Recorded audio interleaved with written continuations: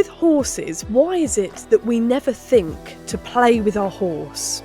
And yet we will always think about playing with our dogs, won't we? When people get a puppy, oh, play with your puppy, play with your dog, take it to the park, teach it tricks, teach it to fetch the ball, give it good exercise, but play and enjoy your dog, enjoy your cat, play. But with your horses, it's never talked about, as if it isn't a pet, as if it isn't part of the family. Why do you think that there is such a reputation amongst horse ownership that we don't play with these animals? It's a really good question. I think for sure there is the fact that a horse is a totally different caliber than a dog. A horse is 600 kilograms, 1,200 pounds. It's a lot more unpredictable. It's a lot stronger than a dog. Most dogs you can, grab and control physically. You can't do that with a horse. And I think there then often is the factor of fear involved, even if you don't admit or people aren't aware of it consciously. And that keeps them from freely playing, from freely exploring the relationship. I think. And I think there's also the fear of, what if I play and I teach my horse wrong things? It might get dangerous. What is true? So for you, Gabi, what is play with a horse? Just describe it for us, for those listening. What does that look like? So I think there's a big difference when you play with a puppy and when you play with a horse. Horse play is not the same as dog play. And I also have a lot of clients, or I see a lot of people, they want to play with the horse or feel that the horse has a playful attitude, is motivated, and they confuse it to have it motivated and playful like a puppy. It's not the same. All right. I actually rarely ever want to have that kind of puppy playful attitude with a horse because it's plain dangerous. Okay, so it is different. It's not like you're throwing a ball and the horse is galloping behind and jumping around happy. It's more a super light-hearted interaction. I really feel like you're talking to the horse is happily engaged, voluntarily engaged. You feel like when you're asking the horse a question, the response comes immediately. The ears are forward looking at you, really motivated.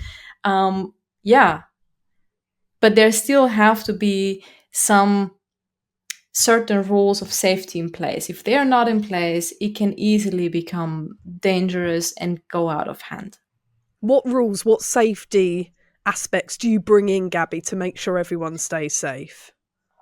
So what for me is really important is to start out with a healthy, functioning relationship. And to have a good relationship for a horse, for a lot of people, it just means the horse loves them, loves coming to them, and then they forget about personal space and boundaries. Because they worry about, if I insist on boundaries to my horse, but personal space, my horse might not like me so much anymore. But then the relationship is going to be very lopsided and also not very safe, right? Because a horse still has a certain weight, a certain strength, and we need to have those boundaries in place. Otherwise, to go into play energy easily becomes dangerous. So I need to have in place a very good understanding towards the horse about my boundaries, and I need to stand in my shoes as a leader. I need to have a certain presence and confidence, and then horses will automatically respect my space and not push on me. So that is a really big aspect, to be safe when we enter into play with horses, I think. And just describe for us some of the play games that you do with your horses that we can as well. Yeah. So my king of games is Maserati, my youngest. Great name. He loves all the games. He knows how to unroll a carpet. He can honk a horn. He can dress himself. He loves to put on the saddle and hold the saddle pad like this. He comes sideways under it. I can walk away with the bridle and the bit, and he walks behind to chase the bit, for example. He loves those sort of games. He loves to play football. Yeah. And how do you teach a horse to play football? Because it's hard, isn't it, to encourage a horse to kick the Mm, ball? Actually, it's actually pretty simple. So you need to know how you can trigger a horse's curiosity. Hmm. And then you're going to use principles of positive reinforcement. So you're going to mark the word, mark the behavior you want. Well, you want to see more from the Hmm. horse with the mark word or the click. If you use a clicker, use the click. I don't use a clicker because I want to have my hands free. Yeah. So I just say good boy or yes. Oh. Um, and you know, most horses in the beginning, when you present the big ball, for example, they're gonna be scared because horses, prey animals, anything new and moves, oh my god, scared. So, but if you manage to trigger curiosity, then horses will become confident. You can trigger curiosity if you just move the scary thing away. Anything that moves away is not gonna be scary. The horse will start to follow.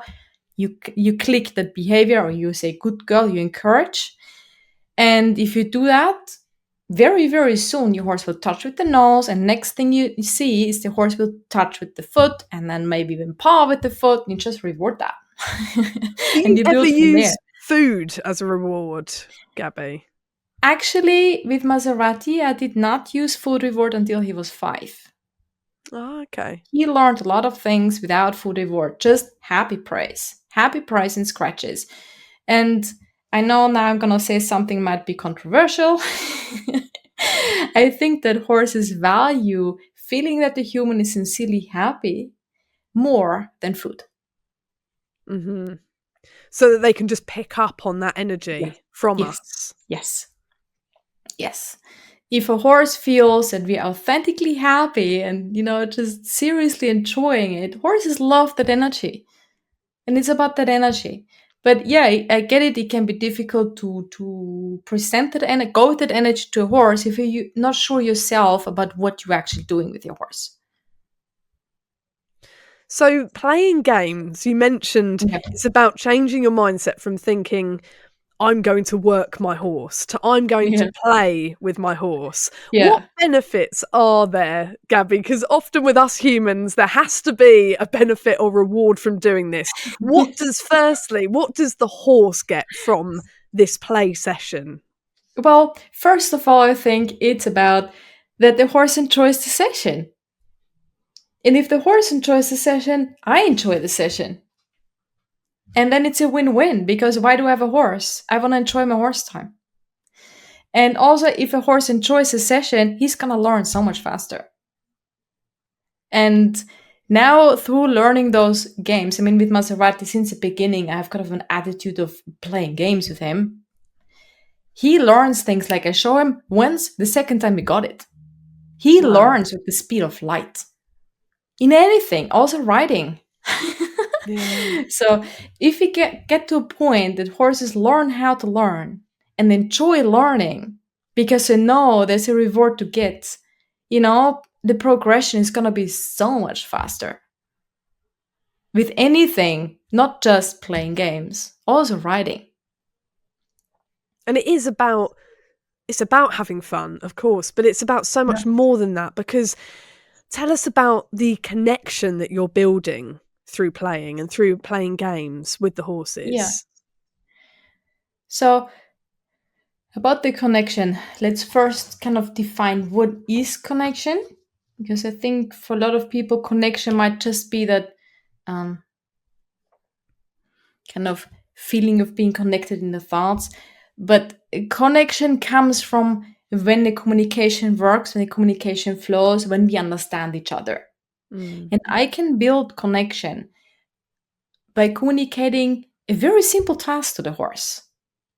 And it's if the question answer game works flawlessly with a horse. And if that works, I have connection. And I have connection training flying lead changes, for example. If I have a horse that's listening intently what I explain, I have connection. It's not just when I sit with my horse in the pasture doing meditating that I have connection. It can be in anything, and it's by training or practicing that question answer game in a playful way, Mm. by nurturing that communication. It's so interesting that you mentioned communication, because on Curious Equestrian, we've talked to lots of coaches and trainers. And for those who haven't listened to those episodes, do go back and have a listen and a watch, because they mention now that problems that owners are facing in 2025 is that horses have, quote unquote, bad manners and bad behaviours because they're being spoilt. They're not being taught good manners on the ground, in the field and on the yard.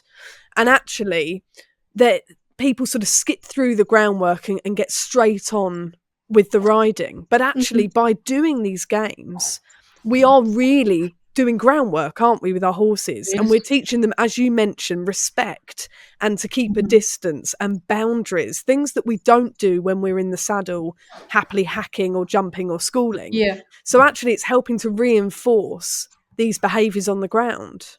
Yes. And, you know, for example, in my No Matter the Weather course, yes, there's some really fun tricks in there and games, but there are also very solid purpose tasks. Like there's one category in how to, well, about troubleshooting and manners in daily life. And I show in a very playful and logical way how to teach your horse respect of personal space without, back out of my space and you have to keep distance, without that stuff. I'm only laughing. I'm not laughing because it's funny, because obviously it's not good to shout at any horse, but I'm laughing because we all know people like that, don't we? Yes, at our riding schools, our yards, our livery yards, there are people that will flap and they will wave and they will gesture. They don't know how to teach different. They don't know how to communicate with a horse effectively in a nice manner so the horse can understand.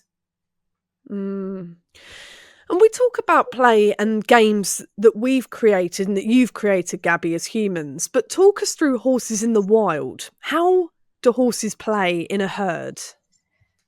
So, I think adult horses don't play as much. It's more like the young stallions, the foals, and then especially as they grow up, the stallions. Mares are not as playful. They do sometimes, but not like stallions or, in human world geldings.